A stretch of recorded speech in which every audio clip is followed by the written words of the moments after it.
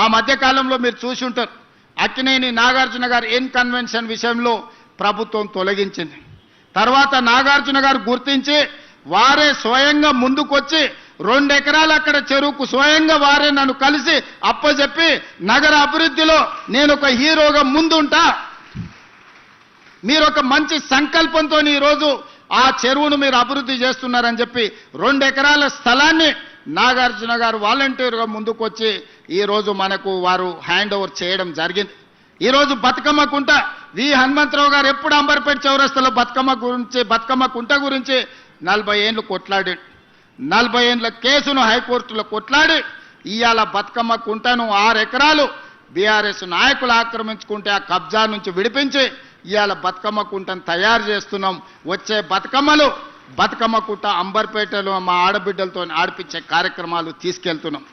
ఇవాళ మిత్రులారా, core urban reason కావచ్చు, సెమీ అర్బన్ రీజన్ కావచ్చు, రూరల్ తెలంగాణ కావచ్చు, ఒక ప్రణాళికబద్ధంగా డిసెంబర్ 9 లోపల మన విజన్ డాక్యుమెంట్ను రిలీజ్ చేసి తెలంగాణని 100 సంవత్సరాలకు అవసరమైన అభివృద్ధి కోసం ఈరోజు ప్రణాళికలు చేస్తున్నాం. ఇదే కాదు, అక్కడ ఎయిర్పోర్ట్ ఉంది, ఇక్కడ నగరం ఉంది, కానీ ఎయిర్పోర్ట్కి అవతలి వైపు విశాలమైన లక్షలాది ఎకరాల భూములు ఉన్నాయి.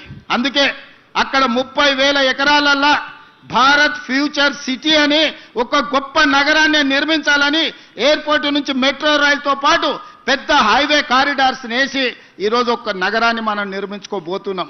ప్రపంచంతోనే పోటీ పడే నగరాన్ని అక్కడ స్పోర్ట్స్ యూనివర్సిటీ, అదేవిధంగా ఆర్టిఫిషియల్ ఇంటెలిజెన్స్కి సంబంధించిన ఇన్వెస్ట్మెంట్స్, అదేవిధంగా ఫార్మా కంపెనీలకు నాన్ పొల్యూటెడ్ ఇండస్ట్రీస్ కోసం, ఐటీ కంపెనీల కోసం, అదేవిధంగా ప్రజలు నివసించడానికి అవసరమైన ఒక్క గొప్ప నగరాన్ని ఈరోజు అక్కడ నిర్మించుకోబోతున్నాం. 30,000 ఎకరాలల్లా దాదాపుగా 20,000 ఎకరాలు ఓపెన్ ఏరియా, ఒక 15,000 ఎకరాలు అయితే మొత్తం ఫారెస్ట్ కిందనే డెవలప్ చేస్తున్నాం.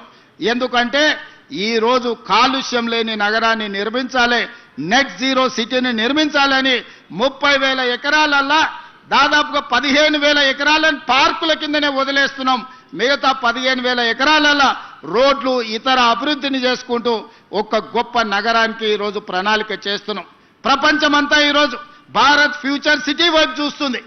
ఆనాడు చంద్రబాబు నాయుడు గారు లేకపోతే ఇతరులు, ఆ తర్వాత రాజశేఖర రెడ్డి గారు ఈ సైబరాబాదును హైటెక్ సిటీ ప్రాంతాన్ని అభివృద్ధి చేస్తామంటే అందరు నవ్విండ్రు. ఇది అయ్యేదేనా? ఔటర్ రింగ్ రోడ్డు వచ్చేదేనా? అంతర్జాతీయ ఎయిర్పోర్టు పూర్తి అయ్యేదేనా అని. కానీ ఇవాళ మిత్రులారా, మీ కల్లారా చూస్తున్నారు ఈ అభివృద్ధిని. ఔటర్ రింగ్ రోడ్డును చూసారు, అంతర్జాతీయ ఎయిర్పోర్టును చూసారు, హైటెక్ సిటీని చూసారు, గచ్చిబౌలి చౌరస్తాను చూసారు. ఒకనాడు ఈ ప్రాంతానికి రావాలంటే 6 తర్వాత ఊరికి పోయినట్టు ఉండేది. ఇవాళ నగరమే ఇక్కడ ఉన్నది, అక్కడున్న నగరం నిద్రపోతుంది 9 తర్వాత. ఇక్కడ 24 గంటలు ఉద్యోగ ఉపాధి అవకాశాలతోని తలతల మెరుస్తుంది. ఈ ప్రాంతం కలకలలాడుతుంది. ఈ ప్రాంతం నుంచే ఈరోజు రాష్ట్రానికి అత్యధికంగా పన్నులు వసూలవుతున్నాయి. ఈ ప్రాంతాన్ని అభివృద్ధి చేయడం మా బాధ్యత.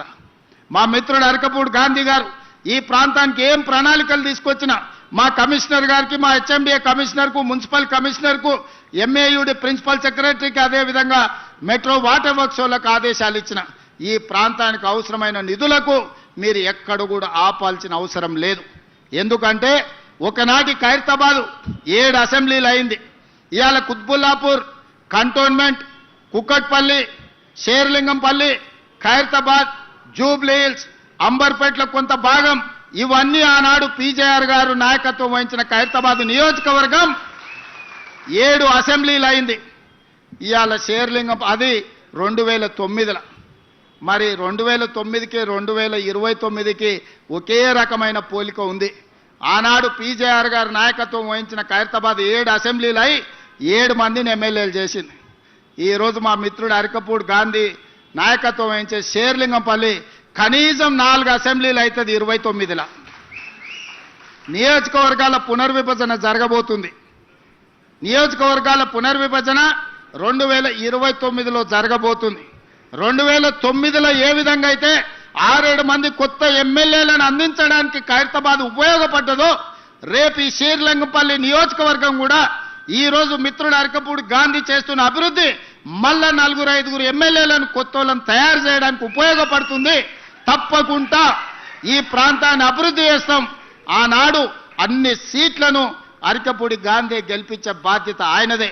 ఎందుకంటే ఆయన అడిగిన అన్ని నిధులు ఈరోజు మేము ఇస్తున్నాం. ఈరోజు పీజేఆర్ గారు పేరు పెట్టడానికి కారణం ఉంది. ఆ హైటెక్ సిటీ రావడానికి పీజేఆర్ కారణం.